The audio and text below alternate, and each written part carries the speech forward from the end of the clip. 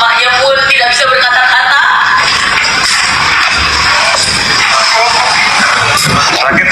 Terakhir makan mie apa? Dia tahu kalau meraih emaknya ngapain di sini. Januari ini baru tahap 1 ya, ini baru Februari. Sebulan mulai sekali kan? Jadi hari ini jatah kamu loh. Waktu itu pas bunda live-nya juga 2 kali, jadi boleh 2 kali dong. Kalau lagi kerja nggak dihitung ya?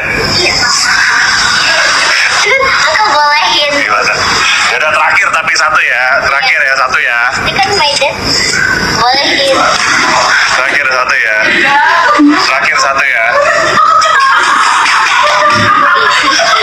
Sampai mukul-mukul tembok. Ya udah satu terakhir udah. Habis itu udah nggak boleh tambah lagi Cici. Mintanya satu lagi. Lapar dia lapar. Ya kelaparan ini jangan pulang baru makan. Sumpah dah saya. Jadi udah ngomong minta ke aku kayak gitu gimana aku tolak? Guys, yang ekstra. Katanya kamu mau jadi gini. Makan. Enggak, aku buat kok, kamu biar kok. Gak ada ya kayak gitu.